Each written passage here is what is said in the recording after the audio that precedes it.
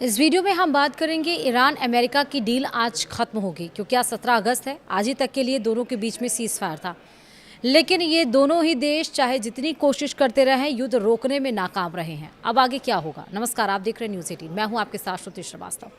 America और Iran के बीच लड़ाई खत्म कराने के लिए हुआ समझौता अब संकट में है। 17 जून को साइन हुआ एमओयू सोमवार को खत्म होने वाला है, यानी कि आज, लेकिन इसे आगे बढ़ाने के संकेत नहीं दिख रहा है। दोनों देश पिछले कई हफ्तों से एक दूसरे पर समझौते के उल्लंघन का आरोप लगा रहे हैं। ईरान के विदेश मंत्री अब्बास अराक्ची ने शनिवार को कहा कि अमेरिका के साथ बातचीत दोबारा शुरू करने पर अभी कोई फैसला नहीं हुआ है। कतर और पाकिस्तान के मध्यस्थ ईरान के साथ लगातार संदेशों का आदान प्रदान कर रहे हैं। अराक्ची ने बताया है कि ईरान ओमान के साथ स्ट्रेट ऑफ हॉर्मुज में नए जहाज मार्गों को लेकर अलग समझौते पर काम कर रहा है। हालांकि उन्होंने साफ ये भी किया कि यह तभी संभव होगा जब कोई राजनीतिक समाधान निकले। उधर अमेरिकी राष्ट्रपति डोनाल्ड ट्रंप ने शुक्रवार को न्यूयॉर्क में समर्थकों से कहा कि अमेरिका जल्द ही इस बेहद महत्वपूर्ण जलमार्ग पर अपना दावा करेगा। ऐसे में हॉर्मुज को लेकर दोनों देशों के बीच तनाव कम होने के बजाय और बढ़ता दिख रहा है। ट्रंप और ईरानी राष्ट्रपति मसूद पेशकियान के बीच 17 जून को हुआ समझौता तब 3 महीने से ज़्यादा समय से चल रही जंग रोकने के लिए था। इसके तहत दोनों पक्षों ने सैन्य कार्रवाई को तत्काल और स्थायी रूप से खत्म करने की बात कही थी। समझौते में अधिकतम 60 दिनों के भीतर तक अंतिम समझौता करने की बात थी, जिसे संयुक्त राष्ट्र सुरक्षा परिषद से समर्थन मिलना था। अमेरिका को 30 दिनों में हॉर्मुज में अपनी नौसैनिक नाकाबंदी खत्म करनी थी और अंतिम समझौते के बाद ईरान के आसपास से अपनी सेना हटानी थी। वाशिंगटन को ईरान के पुनर्निर्माण के लिए कम से कम $300 अरब के पैकेज पर काम करने, प्रतिबंध हटाने और ईरानी तेल निर्यात के लिए छूट देने पर भी सहमत होना था। वहीं ईरान को हॉर्मुज से समुद्री बारूदी सुरंगें हटानी थी और 60 दिनों तक जहाज़ों को बिना शुल्क गुजरने देना था।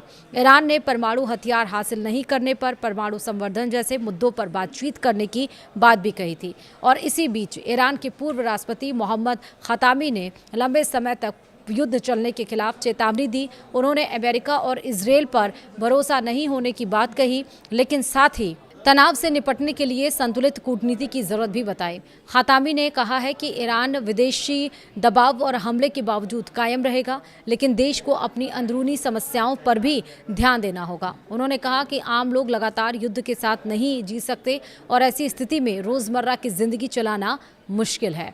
वहीं अमेरिका, इजरायल और ईरान के बीच मौजूदा संघर्ष 28 फरवरी से शुरू हुआ था। अप्रैल में युद्ध विराम हुआ, लेकिन जून में शांति वार्ता का ढांचा बनने के बाद भी बातचीत आगे नहीं बढ़ सकी। अब इसमें अपडेट्स क्या हैं वो भी समझिए। अमेरिकी दूत जारेड कुशनर सोमवार को यानी कि आज 17 अगस्त को इजरायली प्रधानमंत्री बेंजामिन नेतन्याहू से मुलाकात करेंगे। इससे एक दिन पहले उन्होंने मिस्र में हमास नेताओं के साथ बातचीत की थी। बैठक का मकसद अमेरिका समर्थित गाजा शांति योजना को फिर से आगे बढ़ाना है, जिसे इजरायल ने अब तक स्वीकार नहीं किया है, जबकि हमास ने इसका समर्थन किया। नेतन्याहू का कहना है कि किसी भी समझौते में हमास का वास्तविक रूप से निरस्तीकरण सुनिश्चित होना चाहिए। AFP के मुताबिक कुशनर ने शनिवार को एल अलामीन में हमास नेता खलील अल हया से मुलाकात की और समूह से निरस्तीकरण की दिशा में ठोस और सत्यापित कदम उठाने को कहा है। वहीं 3 डेमोक्रेट सांसदों ने दक्षिण कोरिया के साथ संयुक्त सैन्य अभ्यास घटाने के डोनाल्ड ट्रंप के फैसले की आलोचना की है। सीनेटर एंड किम ने कहा है कि ऐसे फैसले सहयोगियों के साथ आधिकारिक माध्यम से किए जाने चाहिए, सोशल मीडिया पर नहीं। सीनेटर मार्क केली ने संयुक्त सैन्य अभ्यासों को कमजोर करना गलत और दूरदर्शिता की कमी बताया है। वहीं कांग्रेस सदस्य परमिला जयपाल ने सवाल उठाया कि क्या ट्रंप ने लोकतांत्रिक दक्षिण कोरिया से दूरी बनाकर उत्तर कोरिया के नेतृत्व के साथ नज़दीकी बढ़ाई है। वफा न्यूज़ एजेंसी के मुताबिक इजरायली बलों ने बेथलेहम के पूर्व में अल शबावरा और जात्रा इलाके में रात में छापेमारी की। सिलवान में एक ऐसे घर के आसपास भी कार्रवाई की गई जिसे जबरन खाली कराने का आदेश दिया गया।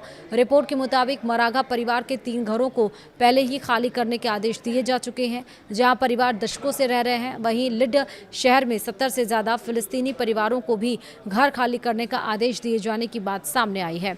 परिवारों का कहना है कि वे इजरायल की स्थापना से पहले से इन घरों में रह रहे हैं और अपने घर छोड़ने को तैयार नहीं हैं।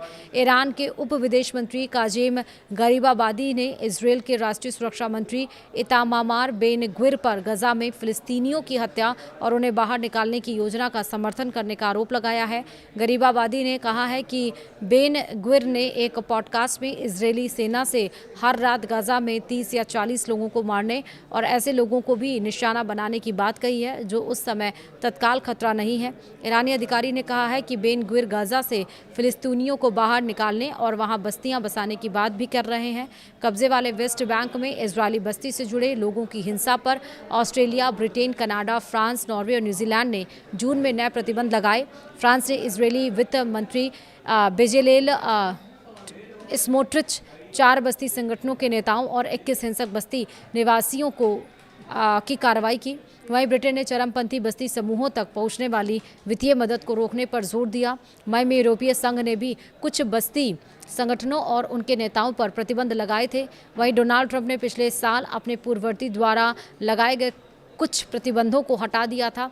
यमन की अंतर्राष्ट्रीय स्तर पर मान्यता प्राप्त सरकार ने उत्तरी अल ज़ौफ गवर्नेट में ईरान समर्थित हूतियों के ठिकानों पर तोपों से हमला करने का दावा किया। सऊदी समर्थित यमनी बालों के मुताबिक अल ज़ौफ में हूतियों के जमावड़े और ठिकानों को निशाना बनाया गया। इससे पहले सरकारी बलों ने माराबी में हूती लड़ाकों पर कई ड्रोन हमलों का दावा किया था। सेना के अनुसार शनिवार और रविवार को अलग अलग गवर्नेट में हूती ठिकानों के खिलाफ 181 अभियान चलाए गए, जिनमें दर्जनों लोग मारे गए या फिर घायल हुए। लेकिन ये सब तो अपडेट्स थी जो कुछ हुआ, लेकिन इसमें सबसे बड़ा अपडेट यही है कि आज ये सीज़फायर ख़त्म हो रहा है। कोशिश दोनों तरफ से की गई या नहीं की गई, लेकिन आरोप दोनों देशों पर लगाए गए कि वो सीज़फायर करने के लिए नहीं तैयार हैं, वो सीज़फायर करने के लिए नहीं तैयार हैं, लेकिन अब समझौता होना चाहिए और इसी के लिए कदम आगे बढ़ाया जा रहा है। फिलहाल वीडियो में इतना ही। नमस्कार।